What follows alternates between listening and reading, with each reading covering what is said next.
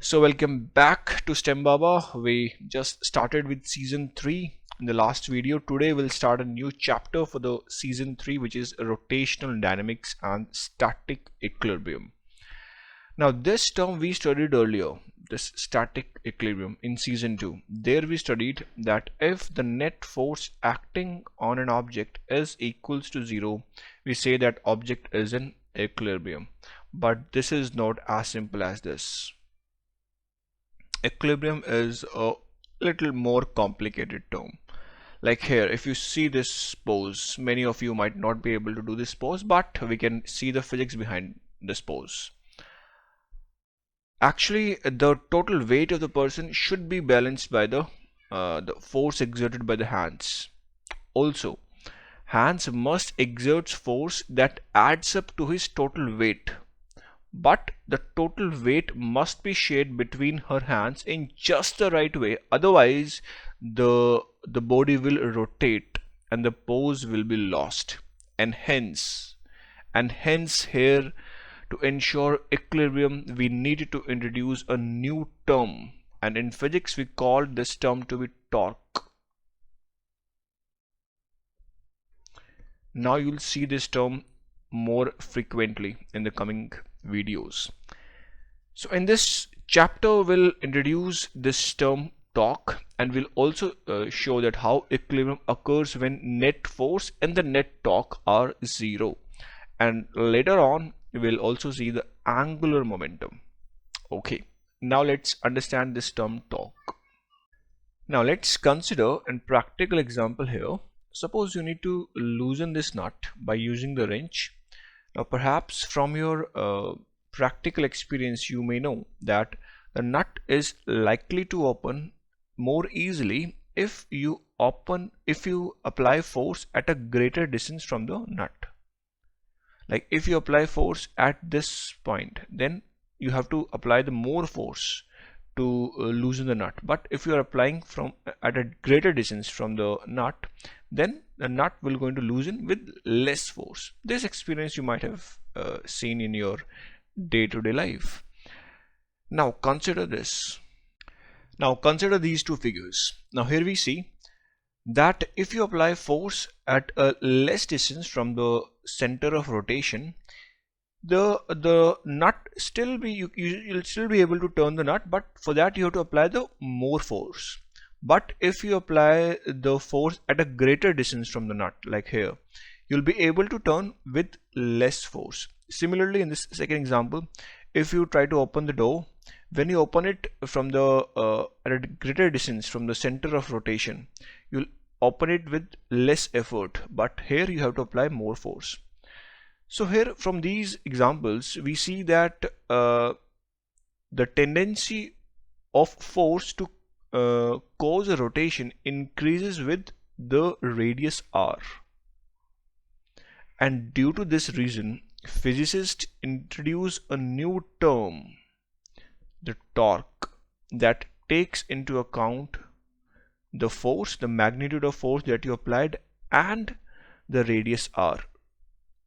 Right, so that is why this term torque was introduced, to take into account both the magnitude of the force and the distance from the axis of rotation to the force, which we call the radius r.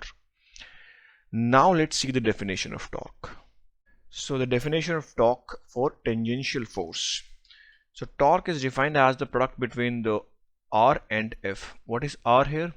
R is the distance from the center of rotation to the point where the force is being acted. F is the magnitude of the force. Now with this definition we see that the magnitude of the torque increases with the radius r and also increases with the force F. Now this formula is valid only when the force applied is tangential, when this is tangential force.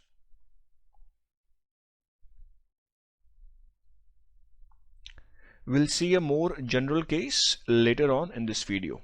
Now let's take an example on this formula.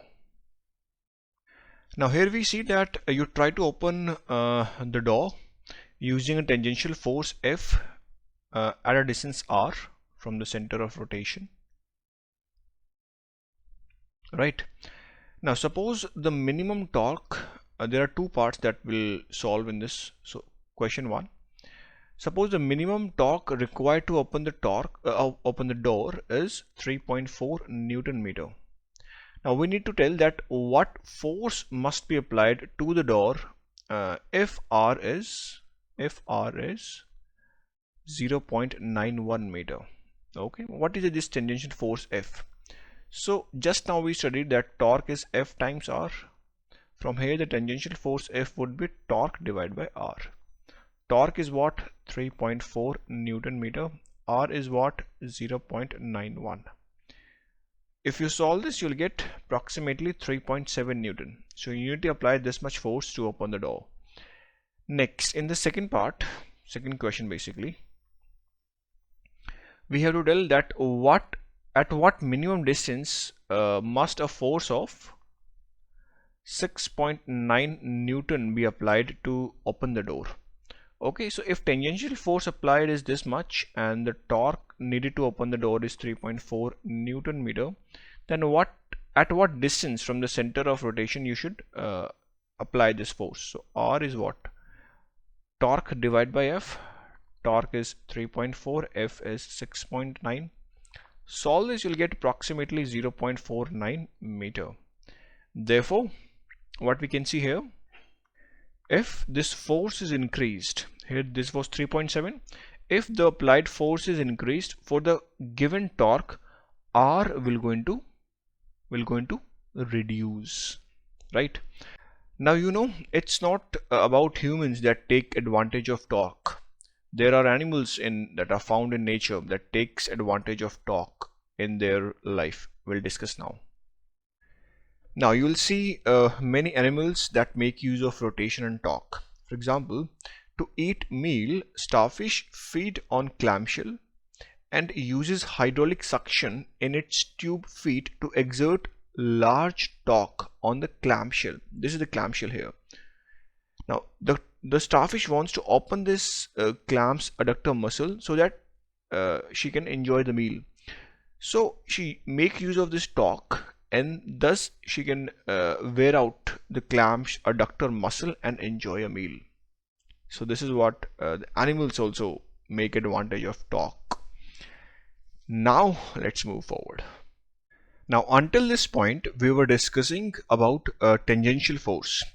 Now what will happen if you apply a known tangential force? Like in the first figure, here is a merry-go-round and you apply a force which is radial in this direction. You apply the force in this direction. Now what going to happen? This force has no tendency to rotate this. So what it will going to do? Instead it will apply a force on the axle, and in return axle will apply equal and opposite force on you. So this radial force has no tendency to rotate the merry-go-round.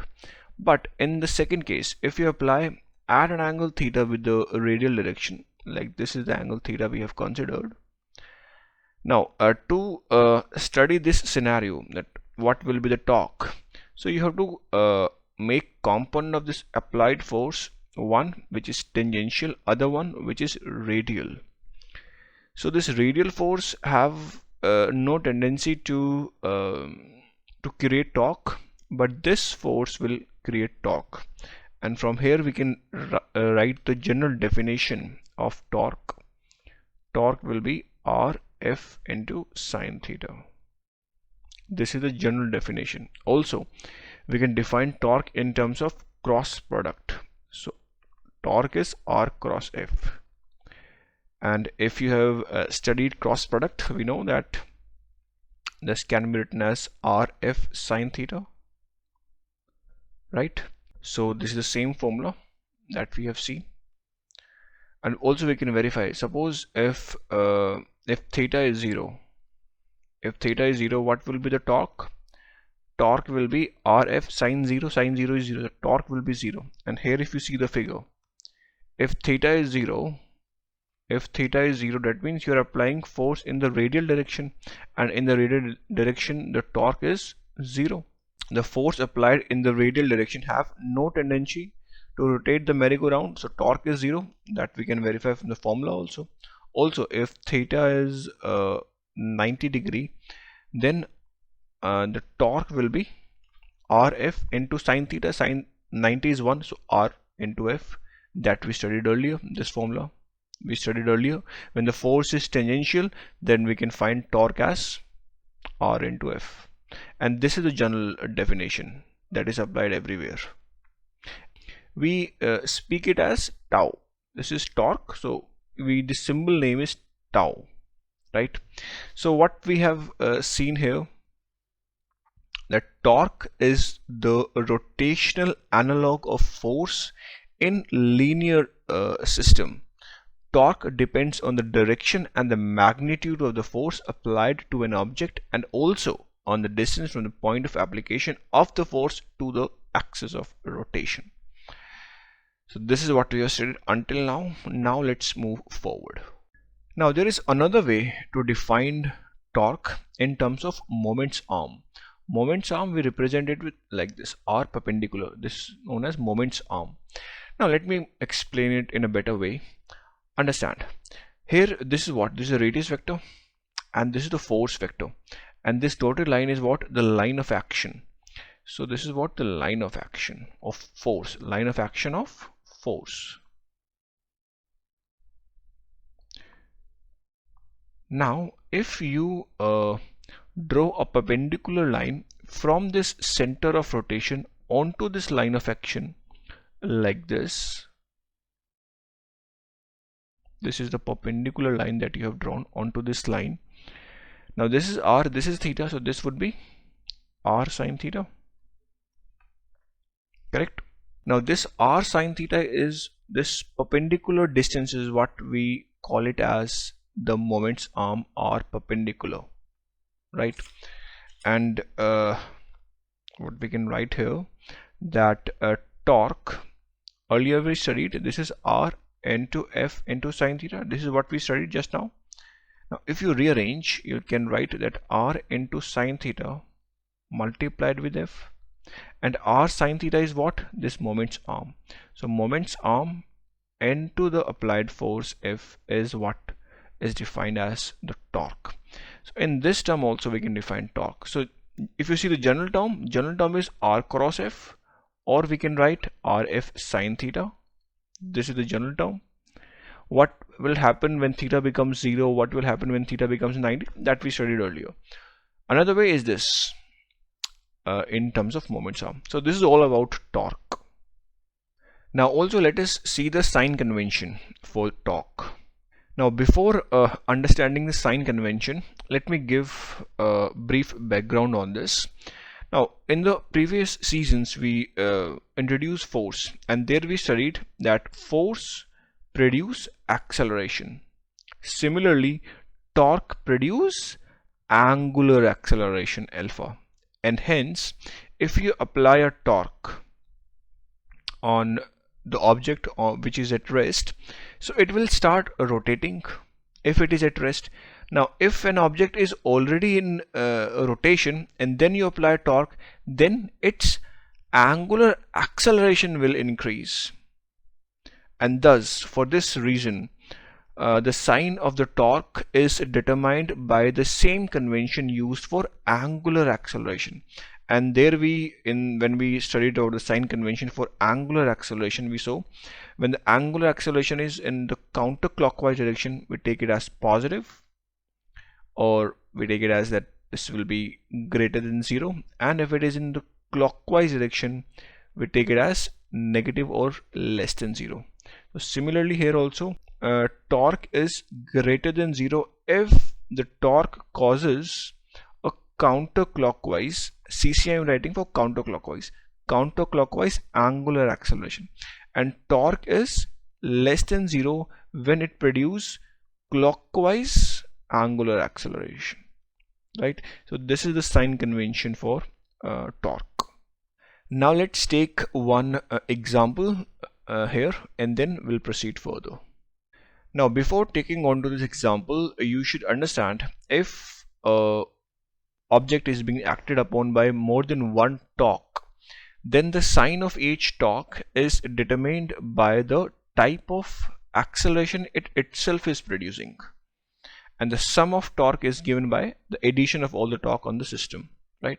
It is similar to the force case. You can say that when the multiple forces acting on a system, the net force is being calculated by adding all the forces. Similarly here also, the net torque is calculated by adding the individual torques, and the sign of the torque will be determined by the type of acceleration, angular acceleration it itself is producing. Now here, if you see, this is the wheel, this is the center of rotation. About this center the wheel is rotating. Now here, this is the force F that you have applied at an angle 90 degree with the radius vector. So this is what the tangential force, and this makes an angle 50 degrees with this radial vector. Now if you see, this force F2 will create a torque which is in the clockwise direction. So this tau 2, this should be negative, because in the clockwise direction we take torque to be negative. And for this force F1, now here we have to make component, one along the radial direction and one along the tangential direction. So this is F1 cos theta and this is F1 sin theta. Now this component of force have a tendency to create a torque in the anti-clockwise direction, and this component have no tendency to create a torque. So this will not create a torque here. Now if I write tau 2 I can directly write this is F2 into R, and this should be negative because it is creating torque in the clockwise direction.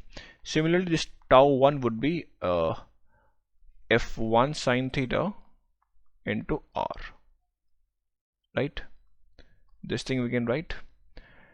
Now just put the values to find tau 1, tau 2. Tau 2 would be minus F2. Now F1, F2 I just forgot to tell you. Here F1 we are given to be 72 Newton. F2 we have 58 Newton, and R we have 0.74 meter, right? So tau 2, this would be R we have 0.74 into F2 we have 58. Solve this, you'll get this to be minus 43 Newton meter. Tau 1, this would be F1 we have 72 into sin theta we have 50 degree multiplied with R is 0.74. Solve this, you'll get this to be equals to 41 Newton meter. And now you can add to find the net torque. You can add tau 1, tau 2. Tau 1 we have 41, tau 2 we have minus 42. Solve this, you'll get minus 2 Newton meter. Now net torque we have obtained as negative. That means the overall effect on the on this wheel will be the angular acceleration will be in the clockwise direction, because this is negative that we have obtained here. So this was the example. With this I'm going to end this video, and next we're going to see the relation between the torque and the angular acceleration. So अपना बहुत ही ख्याल रखिएगा, take care of yourself, and अब हम next video में मिलेंगे. So goodbye.